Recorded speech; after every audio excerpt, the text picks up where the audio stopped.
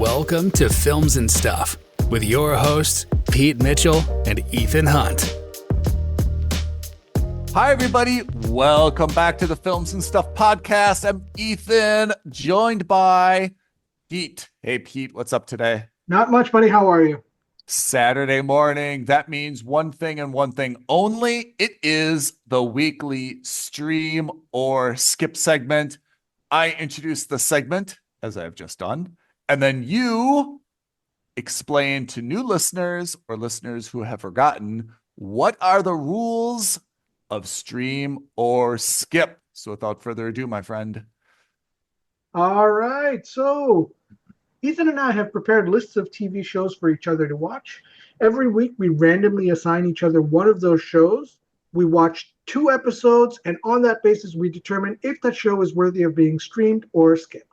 That's right. The start of 2025 was pretty bleak, but in recent weeks, we've had some pretty good stuff, including Paradise, Your Friends and Neighbors, which I can't stop watching, The Studio, Mobland, and now I have been assigned this week something on Apple TV Plus called Dope Thief. Yeah.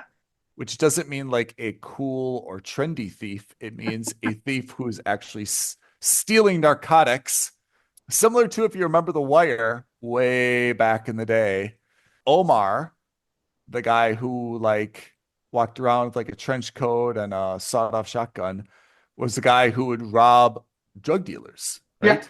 Which is a good and bad thing because generally drug dealers are not going to call the cops on you. Bad thing because generally they're armed and dangerous and already familiar with violence. So, Yeah. Okay, Dope Thief. Spoiler alert first. I gave this a rating of mooch. I like it a lot. Let me go through kind of the background and the storyline. 2 buddies, childhood friends, have kind of a side hustle where they pose as DEA agents. They've got kind of a jacket that says DEA, a hat that says DEA, some type of kind of fake badge around their necks. They wear like a bulletproof vest. They kick down a door, rush into like a drug dealer's house. Usually it's like kind of like small time little meth dealers, steal a couple $100 or $1,000, make away with it. And everyone kind of, puts their hands on their head or lays down on the floor because these 2 guys have guns and they are posing as DEA agents. So the guys are pretty clever where they do a lot of reconnaissance in advance.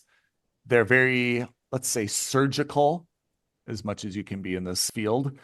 In terms of, who they go after, they're really kind of going after the small time mom and pop meth dealers who are in like this kind of like ratty farmhouse or kind of this, like little place in the ghetto.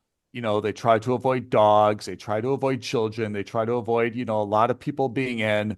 So they're a little bit in a very dirty business. They try to have some type of standards in terms of, hey, we're just not trying to go in and shoot up the place. It's smash and grab, if that applies here. They say, hey, DEA, everyone on the floor, where's your stash? They take the money and then they scram. And of course, no one is calling the cops and saying, hey, fake DEA agents came and stole our money and so forth. So they're making small time scores, not driving Maseratis, wearing, watches or anything. They're stealing a couple hundreds, maybe thousands at a time. And this is their kind of side hustle from what their, let's say, family members think they're doing, which is painting houses and construction or such. Things go badly when they bring a 3rd guy into the mix. The 3rd guy suggests a new target that they think has a lot of money or resources. It's a little bit outside of what their typical MO is, but they decide to go for it because they think it's a big score, and things go very badly. The people don't believe that they're DEA agents. The drug dealers pull guns on them. There's a shootout. Some people die. And the guys escape without being injured, but their vehicles all shot up. And now they've killed people, which they haven't done previously. And it turns out that they have messed with a much bigger, let's say, crime organization. And it gets worse. Spoiler alert. There were two actual embedded DEA agents undercover Oh within no. this meth house. And Oh God. that's why they knew that they weren't DEA agents. And one of the people they killed was a DEA agent. So they've got basically two problems on their hands. The feds want them, obviously, for murder and other bad stuff. And now this larger gang is like, now we're coming after you and your families and everyone that you care about. So they're basically on the run from official and unofficial sources. So I watched 3 episodes and that's where I've stopped. And as I've said, it's a show that's kept my attention. It's compelling. It's not a must subscribe. It's a mooch, in my opinion. I can turn it off midway through an episode. I can go a couple days. I haven't watched the 4th episode in quite some time, but for the first 3 episodes, I have to say, like, it's got a pace, it's got a rhythm, it's got a story, it's got some characters who are kind of interesting. So that's Dope Thief, Apple TV Plus. I will actually look into it because it's something I was keen on, so I will give it a shot. All right, so while you've been watching something pretty good and dramatic, I have been watching something completely the opposite. Oh, yeah. On Netflix, I've been watching a show called Running Point. Yep. Now, Running Point is a comedy. Yep. I think this is one of those shows that has landed quite badly. I agree. I've watched it as well, but I will stay silent while you do your thing. So it's a comedy series about the team called The Waves, which is clearly a satire of the Lakers. Yep.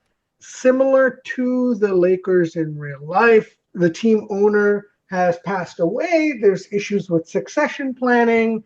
And then, all the dirty secrets and all the dirty laundry comes out, obviously, after the owner has passed away.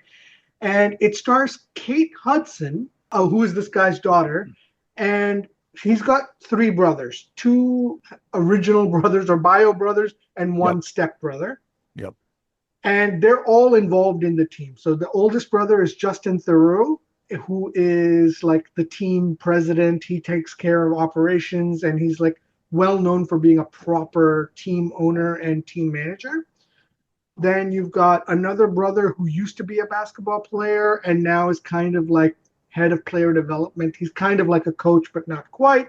And then you've got this stepbrother who's like handling the finances for the team. He's kind of like the CFO. One comment aside I've got in my notes, the half brother kind of looks like a discounted Jason Bateman. Yeah, he does. So anyway, it's obviously a comedic take. And you see that the trope is that she's the quote unquote girl who gets to take over the team after Justin Theroux's character, who is taken out of the running because he's addicted to drugs and he has a car crash. And for the sake of the team, he decides to step down. And so she's constantly putting out fires, like she has to find a new sponsor. She has to deal with the problematic rookie on the team. She has to kind of, deal with the fact that her brothers are jealous and want to take over from her, all that kind of thing. Yeah. And it's clear that she's supposed to be a very loose representation of Jeannie Buss, who is the current president and CEO of the Lakers. You've highlighted that this is supposedly loosely based on the Lakers. Right. The weirdest thing about this is that Jeannie Buss herself is listed as the executive producer. Right. It's so weird. This is exactly the point, because in the real world, I became aware of Jeannie Buss for 2 reasons. One, because she was at one point dating and engaged to Phil Jackson. That's right, coach of the Lakers. Right? But beyond that, because she's actually supposedly a very good team owner. And she's kind of like this hardcore executive. She understands the business. She understands the game. And she's very competent, and she hires very competent people around her. And she was one of the first, if not the first, female owners in the league. She's got a lot of credibility and a lot of history and weight on her shoulders in the NBA. I think you've got 2 things there, which is in real life, She's actually quite well respected. Yes. I think that she's well liked and well respected. And when we watched, remember Winning Winning time. Time on Yeah. HBO, even though that was not, I guess, officially sanctioned by the Lakers, she was portrayed as kind of like an adolescent or a teen.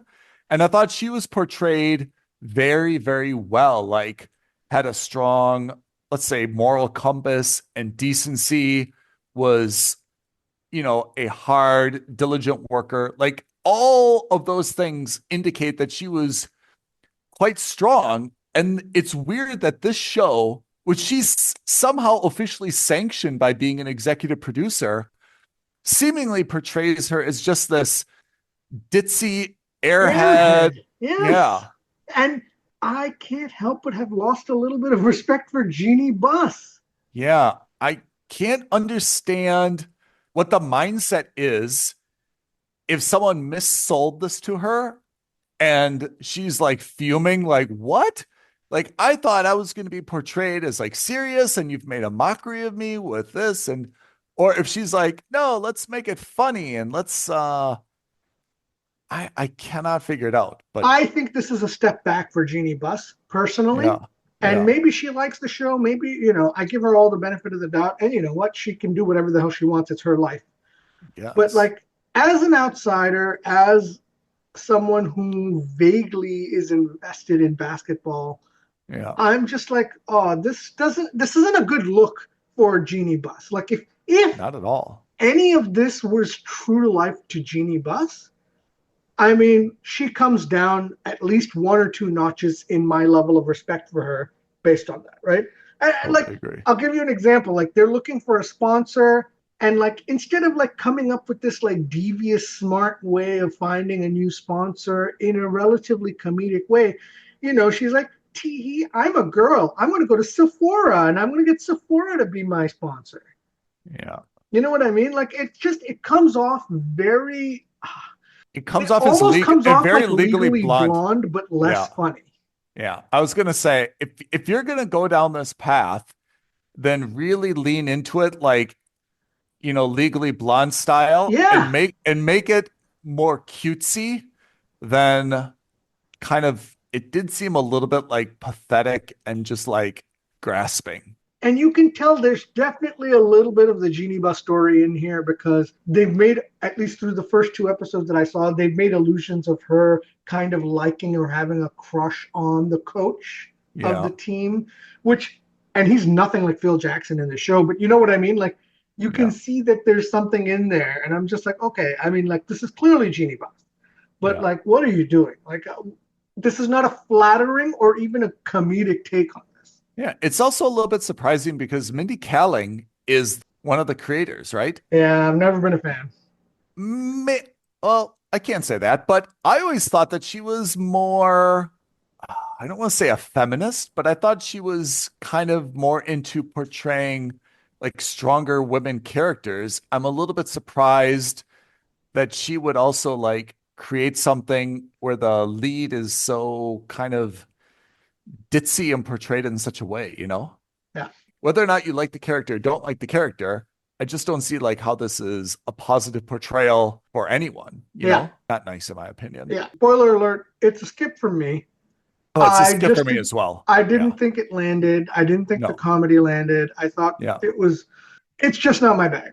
I don't. I'm not going to go into a deep dive as No. to the intentions or the motivations or the philosophy or the politics of any of the characters. It's just not my bag. But one thing to say, Winning Time really addressed, I thought, in a very serious way, the events that kind of led to the Lakers Showtime dynasty, right? Yeah, And the bus story was a part of that. For better, for worse, they kind of showed, Dr. Jerry Buss, for all his flaws, but his genius as well. And I think that, to be honest, the story of the Buss family, I mean, it's kind of well known that her brother was head of the Lakers and he did have, substance abuse problems, that there was infighting, between the siblings and there was kind of a power struggle. Those are really serious issues. And I think if they would have been portrayed in a more dramatic way, it would have been really, really compelling because those are strong storylines. I feel like maybe this was an attempt to kind of like trivialize these very serious issues. And maybe it was just kind of like therapeutic for them to say like, ha ha ha, see, it was really funny. It wasn't like such a big deal between the sibling rivalry.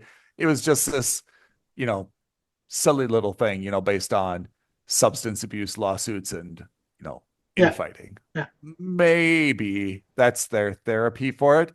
But overall, the look is, I think, not great for the Lakers franchise. Again, this is so thinly veiled. If Jeannie Buss wasn't an executive producer, you could be like, okay, well, they're taking a pot shot at the Lakers, and it's not the way that it was. But the fact that she's an executive producer to me means that she's like implicitly signed off on this. Yeah, exactly. Ultimately, it's a skip. I wouldn't bother wasting your time with it. If you really want to see a good show about the Lakers, watch the first season of Winning Time, especially. It's much stronger. Yeah. So that is this week's episode of Streamer Skip. Pete, what do we got next week? All right. Next week, you're going to be watching a show that I actually think is very interesting. I haven't seen it yet. I'm waiting for your review on it. You're going to be on Max watching a medical drama called The Pit. Okay. And what do you have? I am on Netflix watching another comedy called No Good Deed. What's that? I don't know. Oh. Tell me if I'm wrong. I always think of ER as the first medical drama. Maybe that's not the case, but in my mind, ER Doogie was Howser, like, right? Yeah, maybe Doogie Howser or ER were probably like the first time there was ever like a show about a hospital. General right? Hospital. General Hospital. Going back way in the day, yeah. Oh my God. Yeah. Good call, my friend. That's such a good call. That General Hospital, which I think was more of a drama. Almost like a soap opera, right? Yeah, that was a soap opera. Yeah. I don't know. I'd like to watch an episode of General Hospital and see if they actually do anything, because I thought it was just kind of like the hospital. The hospital was like the backdrop for like everyone just having like sex with each other. Yeah. No one actually did like a procedure. Yeah. They would maybe like visit people in the recovery room, Yeah. or they'd like, but it wasn't really. But yeah, probably ER was the first like hardcore, and Doogie Howser kind of in the middle of that as well. Maybe, And then there was House and so many other things. But like, yeah, The Pit is like a revitalization of that, huh? I guess. Okay. Pete, before we go and say our goodbyes and such, can you read off our YouTube and other social media creds so everyone can ring the bell, like, and so forth? Absolutely. Tweet at us at F&S Podcast. DM us on Instagram at Films and Stuff Podcast. But as always, the best thing you can do, like this video, leave a comment below, subscribe to our channel, and hit that notification bell. Well said, my friend. Listeners, thank you for tuning in to this week's episode of Stream or Skip. We will see you next week, next Saturday, next episode of the Films and Stuff Podcast. Thanks, everyone. Thanks, Ethan. Thanks, everyone. Bye now. Thank you for listening to another episode of Films and Stuff. If you haven't already, please subscribe and review on Apple Podcasts, Spotify, or wherever podcasts are downloaded. Films and Stuff. There is no substitute.